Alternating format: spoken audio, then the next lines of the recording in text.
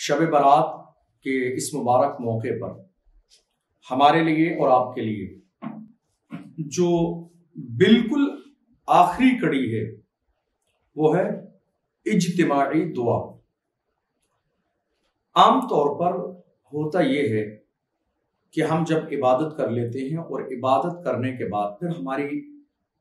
کوشش یہ ہوتی ہے کہ ہم بہت تیزی کے ساتھ مسجد سے باہر نکلیں اور کہیں تھوڑا سا گھومے پھریں، دوستوں کے ساتھ گپ شپ کر لیں یا پھر اپنے گھر پہ چلے جائیں۔ اور ہمیں جس انداز میں اس مبارک رات میں عبادت کے ساتھ ساتھ دعا جو مانگنے کا حکم دیا گیا،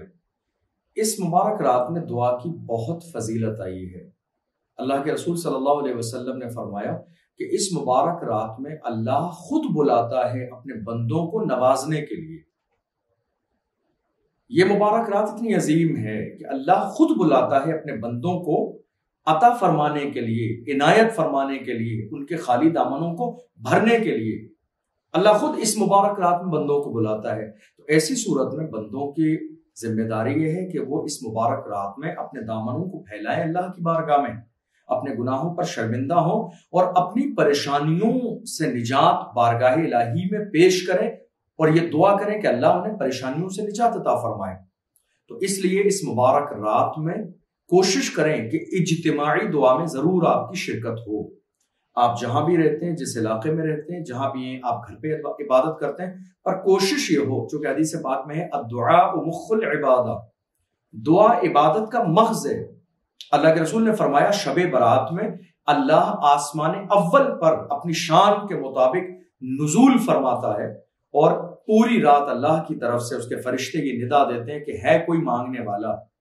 شفا مانگنے والا، کاروبار میں برکت مانگنے والا، ترقی مانگنے والا، بیماریوں سے نجات مانگنے والا، جہنم سے آزادی مانگنے والا، پوری رات اللہ کے فرشتے ندا دیتے ہیں کوئی مانگنے والا۔ اب ایسے موقع پر اگر ہم غافل رہیں، ہم سوتے رہیں، ہم گھومتے رہیں، ہم روڈوں پر اپنا وقت گزارتے رہیں، گھر پہ جا کر لیٹ جائیں،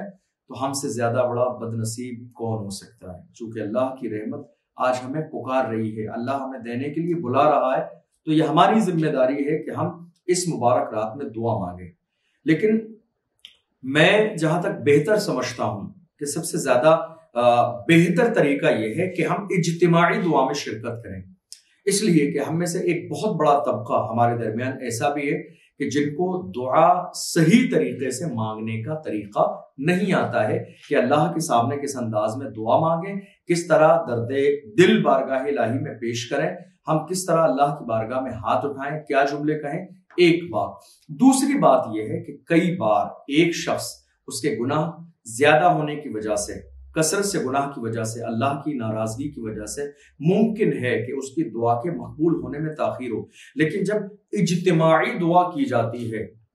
تو جہاں 100، 200، 500 لوگ موجود ہوتے ہیں تو ہمارا یقین ہے کہ ان بندوں میں ضرور کوئی نہ کوئی ایسا بندہ ہوتا ہے جو اللہ کی بارگاہ میں مقرب ہو، اللہ کا پسندیدہ بندہ ہو، اس کا کوئی عمل اللہ کی بارگاہ میں مقبول ہو، تو اللہ اس کی وجہ سے اور دوسروں کی وجہ سے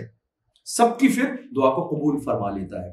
اور اجتماعی دعا کی بہت سی مثالیں ہمیں رسول پاک صلی اللہ علیہ وسلم کی زندگی میں بھی ملتی ہیں، صحابہ اکرام کی بھی زندگی میں ملتی ہیں، اور دیگر انبیاء اکرام علیہم الصلوات والسلام کی زندگیوں میں ہمیں نظر آتی ہیں کہ تمام لوگ ایک جگہ جمع ہوئے، کسی ایک شخص نے دعا کرائی اور دیگر موجود تمام لوگوں نے اللہ کی بارگاہ میں اس دعا کو سن کر آمین کہا۔ تو یہ اجتماعی دعا کے بعد آمین کہنا یہ دعا کی مقبولیت میں سے شمار کیا جاتا ہے۔ تو شب برات کا موقع ہے، کوشش کریں کہ آپ کسی بھی جگہ جہاں اجتماعی دعا ہو، اگر آپ گھر میں تمام لوگ عبادت کر رہے ہیں تو کوشش کریں کوئی ایک شخص دعا کرائے اور وہاں تمام گھر والے بیٹھ جائیں۔ اگر کسی مسجد میں دعا ہو تو وہاں کوشش کریں وقت نکال کر پہنچیں اور آپ دعا میں شرکت کریں۔ ہو سکتا ہے بہت ساری چیزیں آپ کے ذہن میں نہ آئیں، تنہائی میں دعا کرنے میں آپ کو وہ فیلنگ نہ آئے، وہ ایک کیفیت پیدا نہ ہو، لیکن جب ہم اجتماعی طور پر بہت سے لوگ بیٹھ کر دعا کرتے ہیں، ایک کیفیت ہوتی ہے، ایک ماحول ہوتا ہے، ایک انداز ہوتا ہے،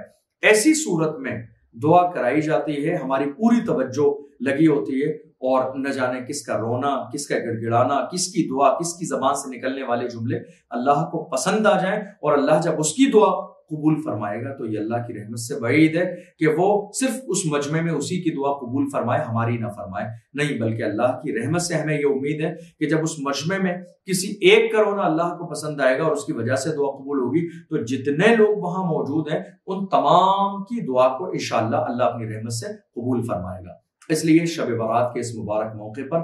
اہتمام کیجئے دعا کا، دعا ضرور مانگیے۔ ایسا نہ ہو کہ آپ نے چند رکعت نماز پڑھی اور آپ مسجد سے باہر نکلے قبرستان چلے گئے، نہیں، یہ سارے کام تو کیجئے، لیکن اس مبارک رات کے آخری پہر میں پہلے عبادت کر لیجئے، قرآن کی تلاوت کر لیجئے، گناہوں سے توبہ کر لیجئے، گناہوں پر شرمندہ ہو جائیے، قضا نمازیں پڑھ لیجئے، صلاۃ و تسبیح کی نماز پڑھ لیجئے۔ یہ ساری عبادت کرنے کے بعد جب بالکل آخر وقت آئے، رات کے 1 بجے 2 بجے 3 بجے، جب یہ آخری وقت آ جائے تو اپنی رات کا اختتام سحری سے پہلے اس انداز میں کریں کہ آپ اللہ کی بارگاہ میں جتنا ممکن ہو رو رو کر گڑ گڑا کر دعا کریں۔ یہ دعا کی مقبولیت کی رات ہے، تقدیر بدلنے کی رات ہے، پوری سال کے لیے آپ کے لیے فیصلہ ہونا ہے اس رات میں، آپ کے مرنے کے بارے میں، آپ کے رزق کے بارے میں، ان تمام چیزوں کے بارے میں آج فیصلہ ہونا ہے۔ تو ایسی صورت میں آپ کو نظر انداز نہیں کرنا ہے دعا کے اس وقت کو، بلکہ پورے اہتمام کے ساتھ آپ کو باوضو ہو کر، عاجزی کے ساتھ، نظریں جھکا کے، بہت اہتمام کے ساتھ دعا کرنی ہے، اللہ کے سامنے گڑ گڑانا ہے، کوشش کرنا ہے آپ کی آنکھوں میں آنسو آئے، اور اگر آنسو نہیں آتے ہیں تو کم سے کم چہرہ ایسا بنائیے جیسا کہ ایک رونے والے کا چہرہ ہوتا ہے۔ اپنے پچھلے گناہوں کو یاد کیجئے، ان پر شرمندہ ہوئیے، اور آنے والے وقت کے لیے اللہ کی بارگاہ میں یہ عہد و پیمان کیجئے کہ انشاءاللہ زندگی میں آپ ان تمام گناہوں سے توبہ کرتے ہیں اور اب زندگی میں کبھی ان گناہوں کی طرف دوبارہ نہیں پلٹیں گے۔ اس اہتمام کے ساتھ جب آپ اجتماعی طور پر دعا میں شرکت کریں گے تو انشاءاللہ اللہ کی ذات سے امید ہے کہ اللہ آپ کو اس مبارک رات میں مایوس نہیں فرمائے گا، بلکہ وہ آپ کے خالی دامن کو گوہر مراد سے انشاءاللہ پر فرمائے گا۔